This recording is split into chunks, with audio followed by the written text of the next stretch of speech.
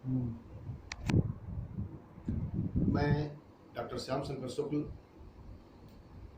गोकुल सिंह स्मारक महाविद्यालय सुनामा प्रतापगढ़, अपने इस यूट्यूब चैनल पर आप सभी लोगों का स्वागत करता हूं। आज ग्रामर पोर्शन में पार्ट्स ऑफ स्पीच, जो मैं पहले बता चुका था कि उसी को पढ़ाना है। पार्ट्स ऑफ स्पीच के पहले हमने अल्फ़ाबेट पढ़ाया। अल्फ़ाबेट में लेटर्स बताया। लेटर्स अक्षरों के मेल से शब्द बनता है और शब्दों से वाक्य बनता है, और शब्दों को उसके प्रयोग के अनुसार 8 भागों में बांटा गया है। जो पहला है noun, pronoun, adjective, verb, adverb, preposition, conjunction, interjection. अब हम आते हैं come to the point, noun, जिसको हम नेमिंग वर्ड भी कहते हैं। A noun is word used as the name of a person और थिंग। जैसे वस्तु में चेयर है, बुक है, ये तो वस्तु में आ गया। नाम में मोहन है, विवेक है, सुनीता है, कमला है, नाम में आ गया। और स्थान में विलेज है, इंडिया है, ये स्थान में आ गया। गुण, थिंग में सारी चीजें आ रही हैं। गुण में ऑनेस्टी, विजडम, ये सब क्या है? नाउन है। और कार्य के रूप में जैसे चॉइस, वर्ड, अथवा अवस्था के रूप में, अवस्था कैसी, जैसे स्लीप, लाइफ, ये भी नाउन है। तो नाउन में इतनी चीजें आपको ध्यान देना है। दूसरा है प्रोनाउन। नाउन संज्ञा के बाद प्रोनाउन, सर्वनाम। ये substituting word. A pronoun is a word which is used in place of noun. सर्वनाम संज्ञा के बदले बोला जाता है या संज्ञा के बदले प्रयोग किया जाता है। जहां हम संज्ञा का प्रयोग नहीं करते हैं वहां हम प्रोनाउन का प्रयोग करते हैं। जैसे Ram did not come as he was ill. अब यहां राम का प्रयोग अगर मैं यहां भी कर दूं, Ram did not come as Ram was ill, तो यह अच्छा वाक्य नहीं बनेगा। यहां फिर हमको एक जगह प्रोनाउन का प्रयोग करना पड़ेगा जहां हमने ही का प्रयोग किया। Ram did not come as he was ill, यहां ही राम के लिए आया है प्रोनाउन के रूप में। इसी तरह से Sita failed because she did not read. अब यहां पर सीता फेल्ड, सीता असफल हो गई क्योंकि शी डिड नॉट रीड, वह नहीं पढ़ती। अब सीता डिड नॉट रीड। अब यहां सीता अगर हम कह दें डिड नॉट रीड तो वाक्य नहीं ठीक बनेगा। तो इसलिए सीता का स्थान यहां सी का प्रयोग होया। Sita failed because she did not read. यहां सी प्रोनाउन के रूप में सीता के लिए प्रयुक्त हुआ है। This is the boy who broke the pen. अब दिस ये भी प्रोनाउन है और यहां हु का प्रयोग भी प्रोनाउन के रूप में ही हुआ है। तो this is the boy, this is the boy, यहां दिस जो है बॉय के लिए प्रयोग हो रहा है। और फिर हु किसके लिए प्रयोग हो रहा है? बॉय के लिए। हु ब्रोक द पेन, तो यहां हु भी और दिस दोनों ये प्रोनाउन है। इस तरह से प्रोनाउन का प्रयोग संज्ञा के बदले होता है, संज्ञा के स्थान पर। तीसरा हुआ एडजेक्टिव। एडजेक्टिव माने विशेषण, वैसे भी लोग कहते हैं कि आप एडजेक्टिव का प्रयोग कर रहे हैं। विशेषण, विशेषण कहाँ लगता है? ये विशेषण जो है इन्हीं दोनों पर लगता है। आगे बोलो, an adjective is a word to add something to the meaning of a noun और ए प्रोनाउन। ये नाउन और प्रोनाउन की विशेषता बताता है, वहां ये विशेषण लगता है। नाउन और प्रोनाउन के लिए जो विशेषता बताए वही एडजेक्टिव होगा। जैसे Mohan is a good boy, Mohan is a good boy, यहां गुड किसके लिए आया है? मोहन के लिए आया है। मोहन की विशेषता कौन बता रहा है? गुड बता रहा है। तो मोहन की विशेषता गुड से हो रहा है, इसलिए गुड यहां पर एडजेक्टिव है। दूसरा है दिस डॉग इज ब्लैक, कुत्ता कैसे है? काला है। किस रंग का है? काला है। तो कुत्ते की विशेषता कहां से हो रही है? ब्लैक से हो रही है। कुत्ता कैसा है? ब्लैक है, इसलिए ब्लैक से कुत्ते की विशेषता हो रही है। ऐसे में डॉग, दिस डॉग, ये कुत्ता जो है काला है, तो इसका जो भी विशेषण लग रहा है काले के रूप में, ये ब्लैक है। तीसरा है, चौथा है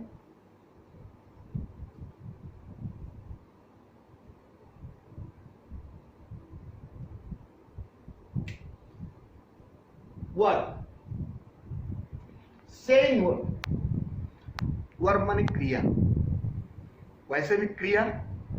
verb is word used to say something about a person, place और थिंग।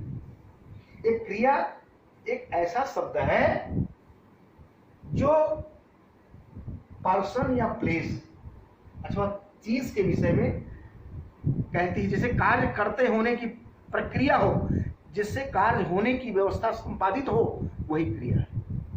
जैसे शी गोज टू स्कूल, यहां जाने का काम क्रिया का काम है, जाना क्रिया का काम है। तो शी गोज, गोज यहां पर क्रिया है, तो स्कूल। दूसरा, I gave him a watch, gave देना, देना क्रिया है।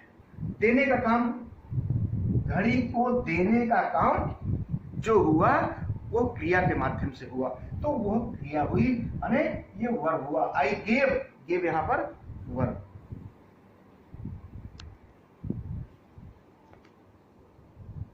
Grass goes everywhere, grass grows everywhere, घासें हर जगह जमती है। जमना, एक ग्रोस शब्द जो है ये क्रिया का रूप ले रही है, यही क्रिया है। इस क्रिया के माध्यम से ही घास की करने की, घास को जमने की जो व्यवस्था हो रही है वो क्रिया के माध्यम से हो रही है। तो क्रिया के माध्यम से ही काम के करते रहने की जो व्यवस्था बनती है वही क्रिया होती है। Number 5, adverb. एडवर्ब जैसा कि देखने से भी लग रहा है, एडवर्ब क्रिया विशेषण, इसको मॉडिफाइंग वर्ड भी कहते हैं, मॉडिफाइंग वर्ड भी कहते हैं। And adverb is a word that modifies everything except a noun, pronoun and interjection. इसमें 3 चीजें छोड़ करके ये विशेषता तो बताता है, लेकिन संज्ञा की, सर्वनाम की और इंटरजेक्शन, विस्मयादि बोधक की विशेषता नहीं बताता। जैसे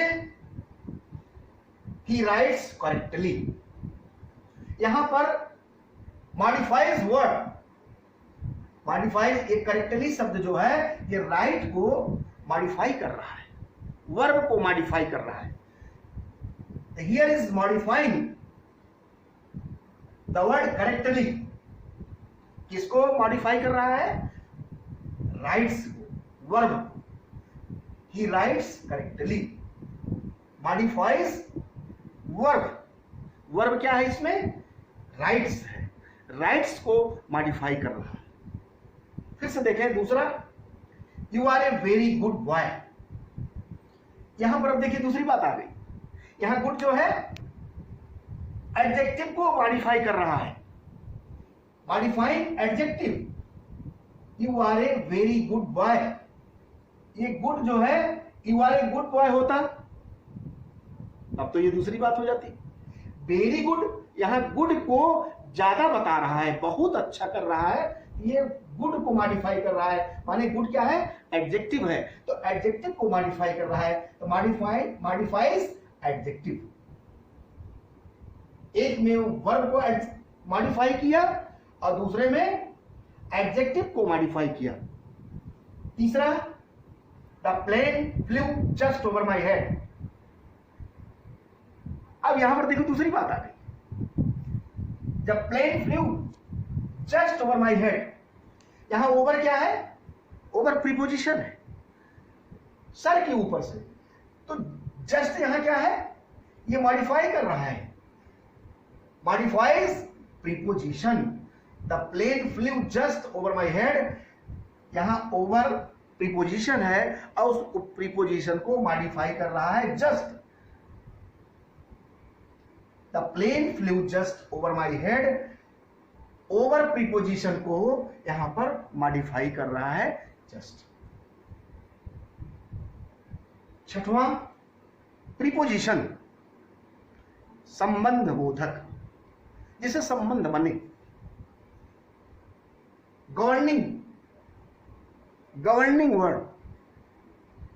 ए preposition is a word used before a noun or pronoun to show how the person or thing denoted by it stands in relation to something else। जो संबंध को बनानी चाहिए, जिसे संबंध, एक ऐसा शब्द है ये प्रीपोजिशन जिसका प्रयोग नाउन अथवा प्रोनाउन के, बिफोर ए नाउन और प्रोनाउन, नाउन या प्रोनाउन के पहले होता है, क्या करने के लिए, थिंग्स को, चीजों को डिनोट करने के लिए और उसके रिलेशन को दर्शाने के लिए। जैसे ही वेंट टू अलीगढ़, यहां टू क्या है, प्रीपोजिशन। ही वेंट, एक वाक्य कितने हो गया, अब अलीगढ़ किसमें जोड़ने के लिए यहां टू लगाया गया, ये टू जो है संबंध बना दिया अलीगढ़ से, तो ही वेंट टू अलीगढ़, वह अलीगढ़ गया, यहां टू प्रीपोजिशन है। द बुक इज, प्रीपोजिशन का प्रयोग परीक्षा में आता है प्रीपोजिशन भरने के लिए, fill in the blanks, preposition भरने के लिए, नाउन भरने के लिए और एडजेक्टिव भरने के लिए, ये सब पूछा जाता है, इसलिए पार्ट्स ऑफ स्पीच को बड़ी गहनता से पढ़ना है। He went to Aligarh. दूसरा है the book is in the bag, the book is in the bag, यहां इन शब्द का प्रयोग हुआ है, इन प्रीपोजिशन है, किताब कहां है, बैग में है। बैग का संबंध कहां से हो रहा है, इन से हो रहा है। बुक का संबंध बैग से जब इन लगेगा तभी होगा, इसलिए यहां पर प्रीपोजिशन इन, बैग के और किताब को दोनों के बीच में जोड़ रहा है। He depends on me, वह मुझ पर निर्भर है। He depends on me, on यहां प्रीपोजिशन है और on me मुझको उससे जोड़ने के लिए on का प्रयोग हुआ है, He depends on me। Preposition clear हुआ। अब उसके बाद कंजंक्शन, समुच्चय बोधक, समुच्चय बोधक, कनेक्टिंग वर्ड, ये भी जोड़ने का ही काम करता है दो वाक्यों को। A conjunction is a word used to join two words, दो शब्दों को जोड़ने के लिए, क्लास आर सेंटेंसेस, अथवा दो वाक्यों को जोड़ने के लिए कंजंक्शन का प्रयोग होता है। जैसे Mohan is good and just, यहां जस्ट को जोड़ने के लिए जो एंड का प्रयोग हुआ है, ये कंजंक्शन का प्रयोग यहां कर रहा है, कंजंक्शन के रूप में आया है, तो Mohan is a good and just. अच्छा भी है और जस्ट भी है, न्यायिक भी है। तो ये जस्ट को जोड़ रहा है एंड, तो यहां एंड कंजंक्शन हुआ। दूसरा है he came but did not speak, वह आया किंतु कुछ नहीं बोला। अब ये डिड नॉट स्पीक को जोड़ने के लिए, इस वाक्य को जोड़ने, दो वाक्य हो गया इसमें, एक ही केम और दूसरा हो गया डिड नॉट स्पीक। तो दोनों को जोड़ने के लिए बट का प्रयोग हुआ, तो यहां बट कंजंक्शन के रूप में आया है। नंबर 8, इंटरजंक्शन, एक्सक्लेमेटरी वर्ड, ये विस्मयादि बोधक इसको कहते हैं, हिंदी में विस्मयादि बोधक। An interjection is a word which expresses some sudden feelings, some sudden feelings.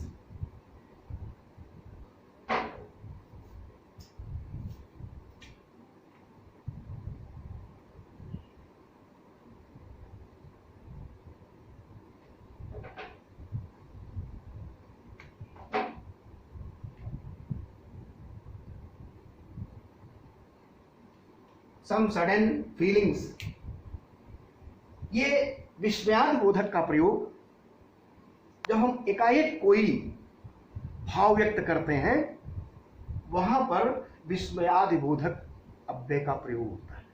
जैसे इसमें शब्द कौन कौन से प्रयोग होते हैं ज्यादातर?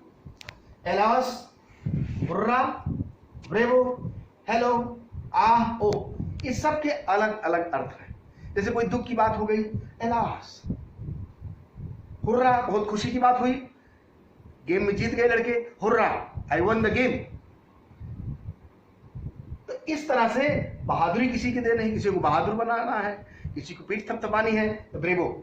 इस तरह से एकाएक जो उद्गार व्यक्त होता है मन का, उसके लिए हम इंटरजेक्शन का प्रयोग करते हैं और इन शब्दों का प्रयोग करते हैं। इसमें पहला उदाहरण है hurrah, the game is over. Hurrah, खुशी से उछल गया, द गेम इज ओवर। यहां खुशी से हमने द गेम इज ओवर को जो बता रहे हैं, यहां खुशी के मारे हुर्रा का प्रयोग हुआ है। एलास, ही इज नो मोर, यहां दुख की बात है, क्योंकि वो मर गया है, एकाएक अभिव्यक्ति आई, ही इज नो मोर, दुख है।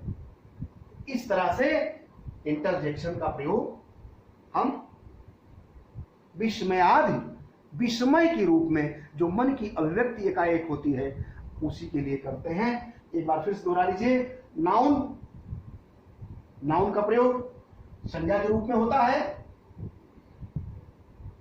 प्रोनाउन का प्रयोग सर्वनाम के रूप में, जिसका हिंदी रूपांतर सर्वनाम है, जो संज्ञा के बदले बोला जाता है। एडजेक्टिव, ये इन दोनों की विशेषता बताता है, नाउन और प्रोनाउन की। वर्ड, ये क्रिया है, कार्य को करते रहने की व्यवस्था क्रिया के माध्यम से ही होती है। एडवर्ब, ये क्रिया की विशेषता बताता है। प्रीपोजिशन, ये दोनों, ये संबंधों को जोड़ता है। नाउन और प्रोनाउन के पहले इसका प्रयोग होता है। और कंजंक्शन, इसमें एंड, दैट, बट, इस तरह के शब्दों का प्रयोग होकर के दो वाक्यों को या दो क्लास को या दो शब्दों को जोड़ता है। इंटरजेक्शन, विस्मयादि, जो मन की एकाएक अभिव्यक्ति हो जाए विस्मय के साथ साथ, वहां हम इंटरजेक्शन का प्रयोग करते हैं। इस तरह से ये द पार्ट्स ऑफ स्पीच का चैप्टर समाप्त हुआ। धन्यवाद।